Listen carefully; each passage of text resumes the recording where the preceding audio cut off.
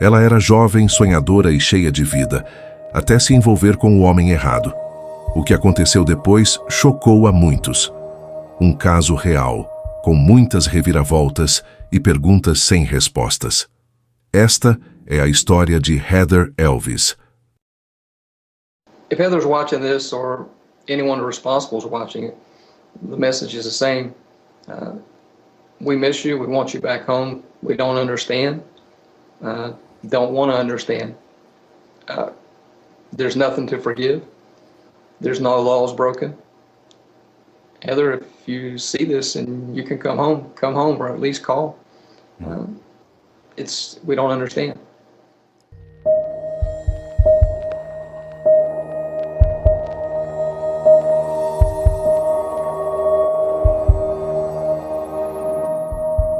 O pitoresco condado de Horry, na Carolina do Sul, é para muitos um lugar paradisíaco para morar.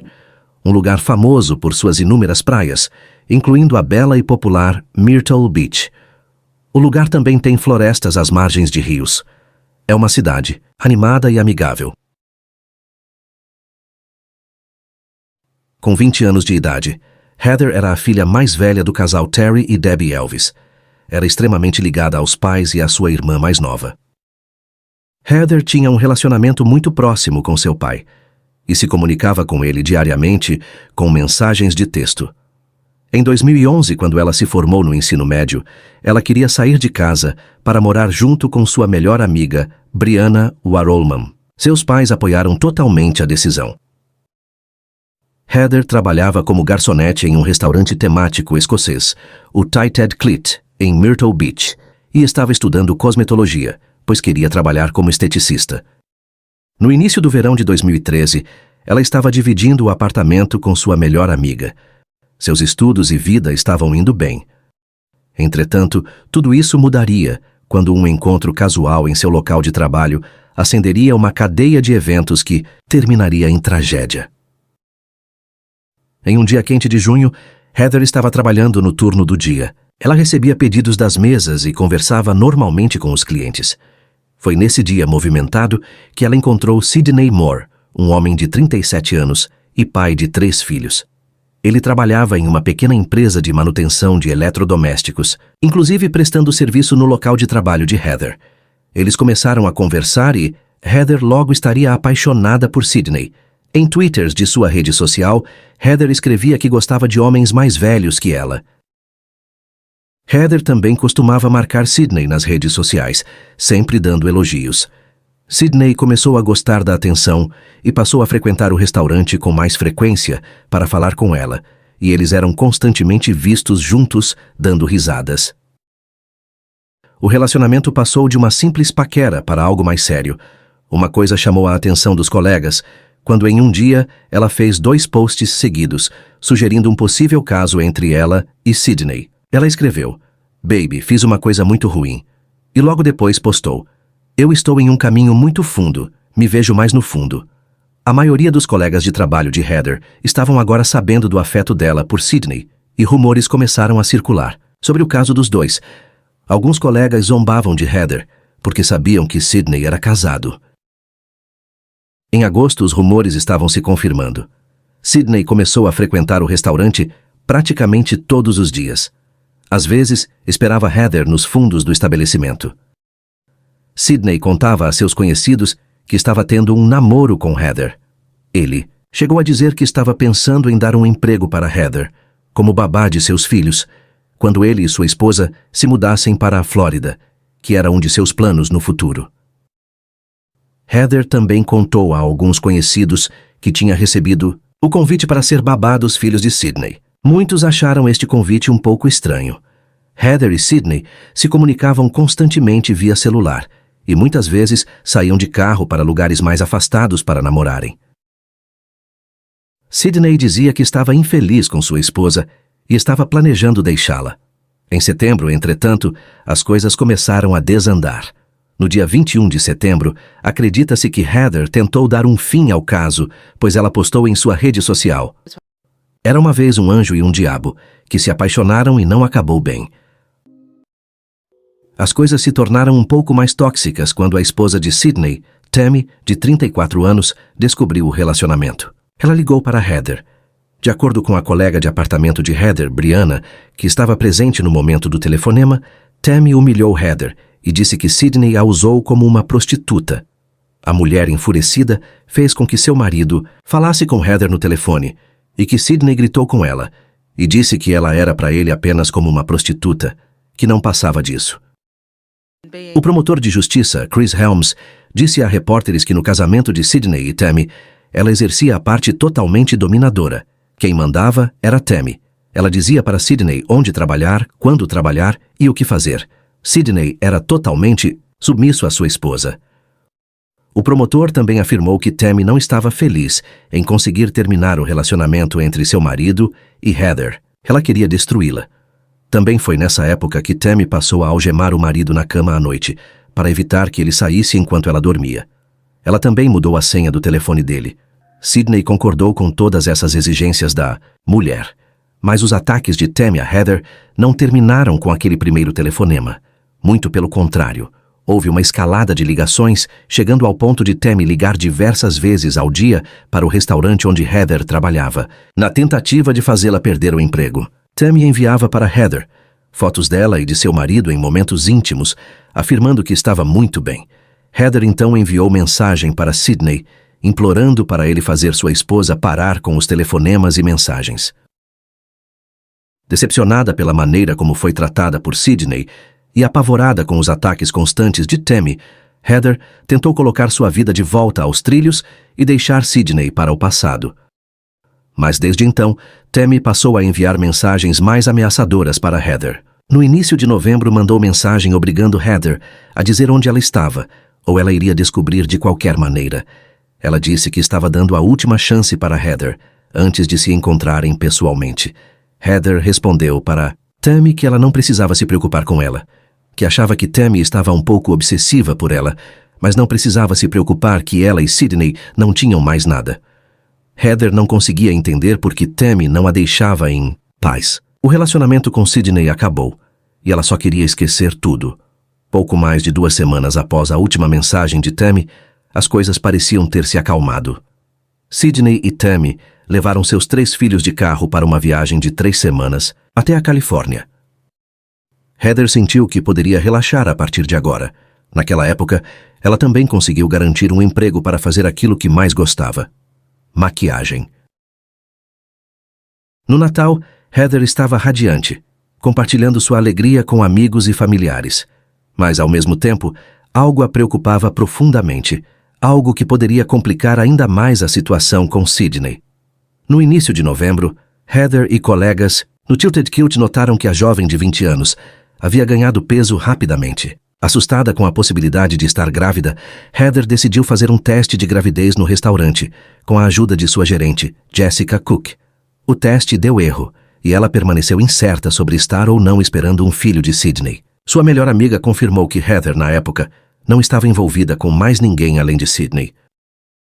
Durante o inverno de 2013, Heather decidiu seguir em frente e tentar um novo relacionamento. Ela marcou um encontro com um homem chamado Steve Geraldi. No dia 17 de dezembro, eles se encontraram por volta das 13 horas e passearam por Myrtle Beach para ver as luzes de Natal. Mais tarde, foram para um estacionamento onde Steve a ensinou a dirigir um carro manual. Empolgada, Heather enviou uma foto sorridente para o pai e para sua amiga Brianna. Aprendi a dirigir com câmbio manual. Sou uma profissional. O casal combinou um segundo encontro, e Steve deixou Heather em seu apartamento por volta de 1h15. Cerca de meia hora depois, Brianna recebeu uma ligação preocupante de Heather. Ela estava chorando e contou que Sidney havia ligado, dizendo que havia deixado a esposa e queria ficar com ela. Brianna tentou acalmá-la, lembrando-a de que finalmente estava feliz e seguindo em frente. No dia 19 de dezembro, a polícia local foi acionada para investigar um Dodge verde abandonado em Peachtree Landing, uma área isolada perto de Myrtle Beach. O carro estava trancado, mas a placa revelou que pertencia a Heather, o pai dela, Terry. Elvis foi até o local com os policiais.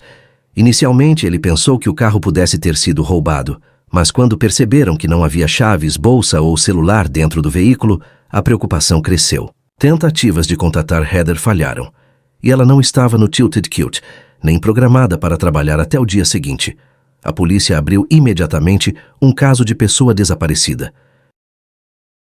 Enquanto voluntários e policiais buscavam nas proximidades, mergulhadores começaram a vasculhar a área ao redor de Peachtree Landing.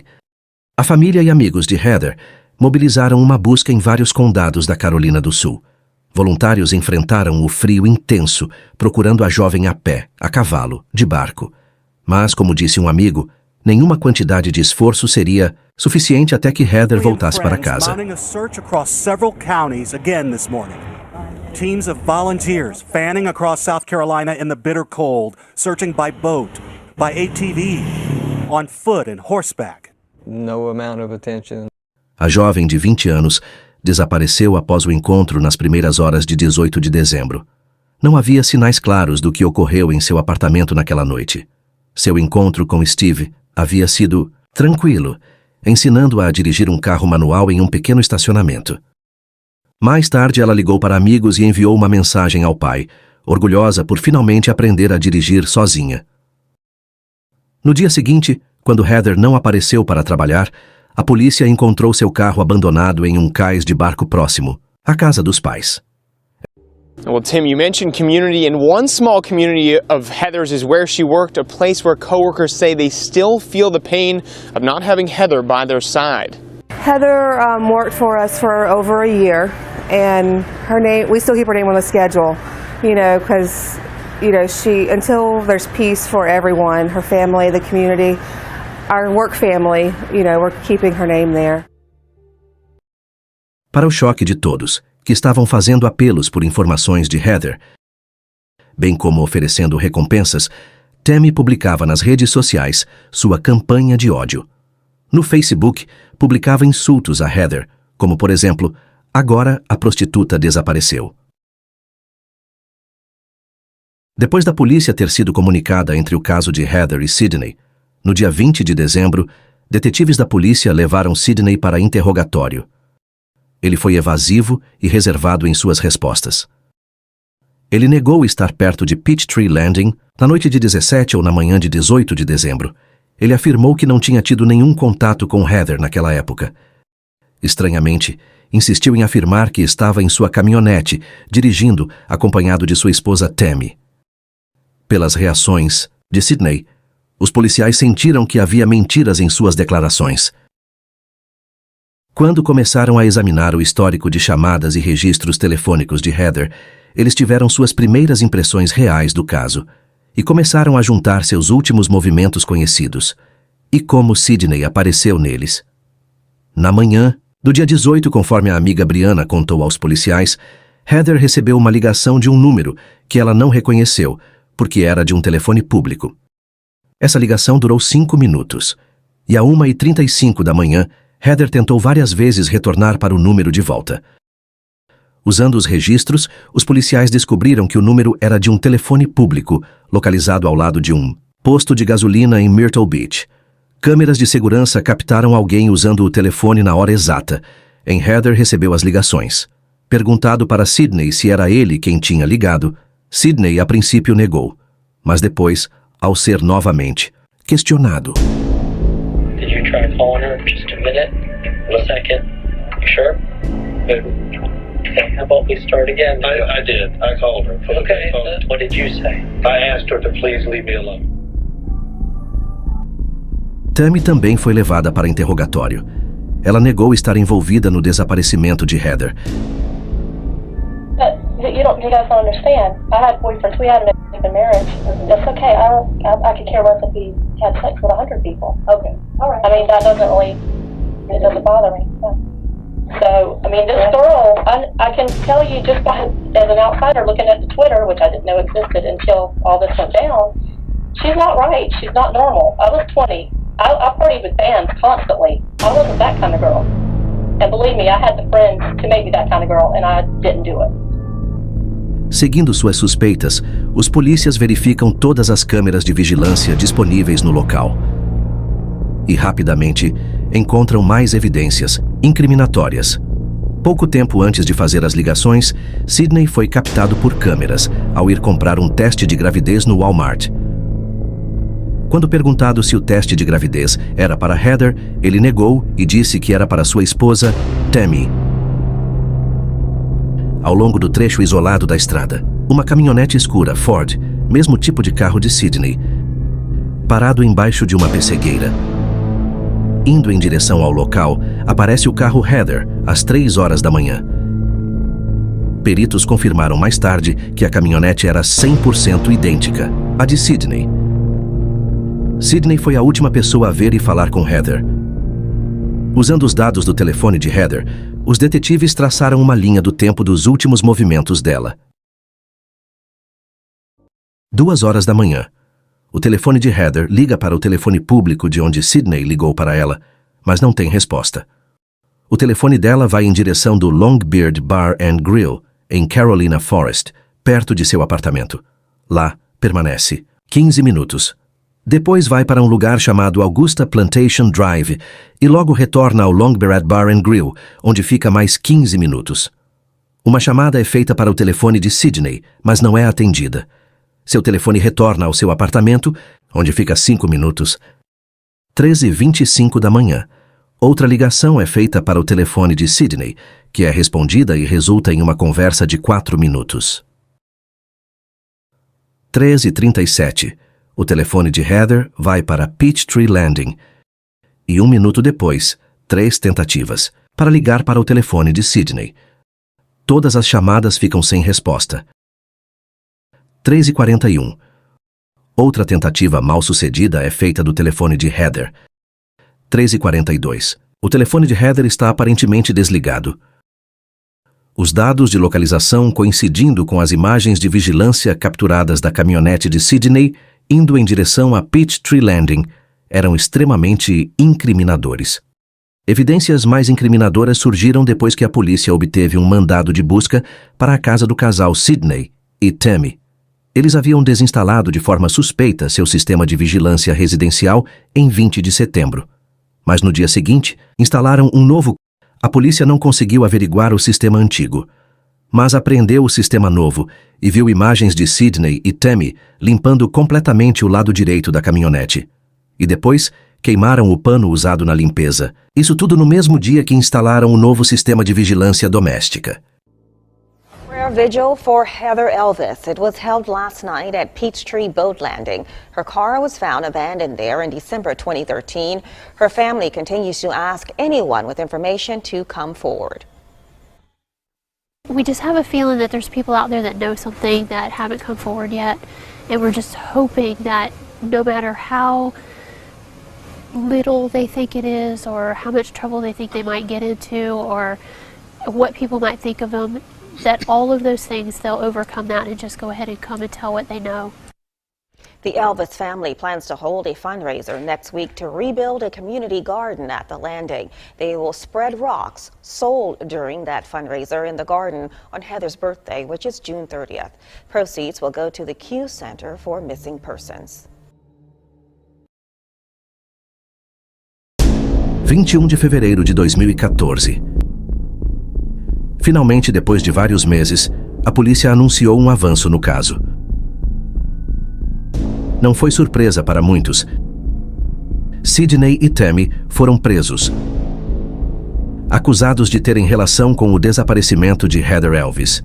Eles foram acusados de rapto e, apesar da polícia não ter encontrado o corpo, eles também foram acusados de homicídio.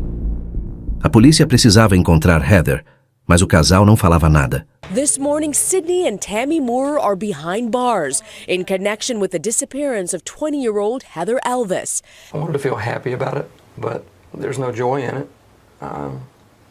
Heather's still not home. And for over 2 months, frustratingly slow progress until Friday's arrest, where police also raided the couple's home. Anything that we release at this point, it could do a lot more harm than it could do good. The breakthrough in the case coming from a discovery made by Elvis's father. He says he looked up her cell phone records. There were a lot of calls to one particular number in the last hours before the phone stopped working. That number, the parents telling ABC News, belonged to 38-year-old Sidney Moore.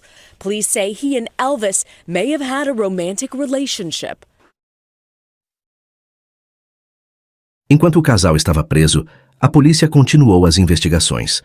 Apesar do que já tinham conseguido, eles ainda não tinham o suficiente para prosseguir com a acusação de homicídio. Tammy and Sydney no longer faced charges of murder in Heather's case, but the kidnap charges remained. Debbie said it was very disappointing that the murder charges had been dropped, but she also felt a little relieved that she would not have to sit through a murder trial and listen to everything they thought could have happened to her daughter play out. Heather's family also hoped that this might encourage people to come forward and talk. Como as acusações de homicídio foram retiradas, o casal pagou fiança e pôde ir para a casa, enquanto aguardam novos desenvolvimentos e o julgamento pendente por sequestro. Após sua libertação e uma ordem judicial de silêncio, o casal foi para as redes sociais para falar de sua inocência. Afirmam que foram incriminados e Sydney até deu uma entrevista na televisão. He did talk about how it's hurting his family. It's all a game. Everything's a game, and it's not a game. It never has been a game from the very beginning. The meanness that I've seen come out of people, it amazes me. How you can be so mean to someone you know nothing about a subject you know nothing about something that we did not do. Since being charged, Sidney Moore says he's lost nearly everything he's worked for in his life and can't get a job while the case goes through the legal system. Despite the costs, Moore says he won't stop fighting the charges. Because if I confess to something I didn't do, then there's a murderer or a kidnapper or whatever running around somewhere in this community. And no one even knows.